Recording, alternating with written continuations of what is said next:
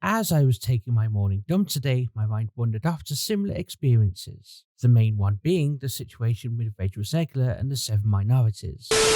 Snow White and the Seven Dwarfs live action remake. Trust me, I wasn't thinking of Gal Gadot in this instance. That would be a completely different bathroom experience. Anyway, it got me thinking. For all the recent flops, Disney or otherwise, the marketing and the PR for this movie has either been one of the worst or the worst in living memory. Sure, we've had all the whole, if you don't like it, you're an ist or a phobe, but not exactly on the scale that it has been this time. To my understanding, we've never had the lead actress crap over what's come before. I know that you've told me before that your version of Snow White is different, and it's more of a 2022 version of Snow White. What did you mean by that? I mean, the original cartoon came out in 1937, and very evidently so. There's a big focus on her love story.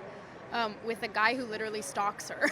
Yeah. Weird. Or crap over her colleagues. Andrew Burnap, great dude. Yeah. It's one of those things that I think everyone's going to have their assumptions about what it's actually going to be, but it's really not about the love story at all, which is really, really wonderful. And whether or not she finds love along the way is anybody's guess until 2024.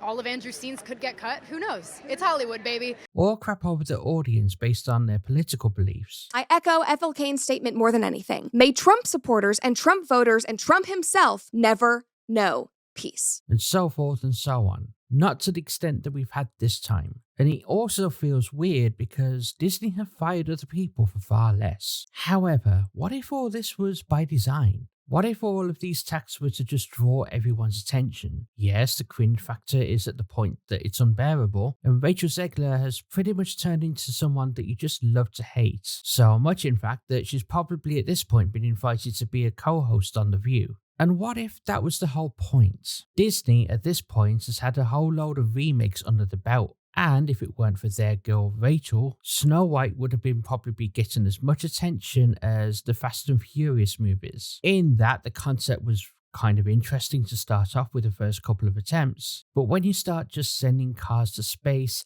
it gets a little bit ridiculous. What I'm trying to allude to here is that it's starting to look to me like the marketing has drawn so much attention that who knows, the box office numbers on the opening weekend might not actually be that bad. That's just from the hate watching or even just the morbid curiosity alone. I mean, it worked on me. I'm going to see it just to watch the car crash. I don't know, it might just be me, but let me know in the comments if you're going to be doing the same. But there is just one other question I need to ask you. Would you like mayo with that?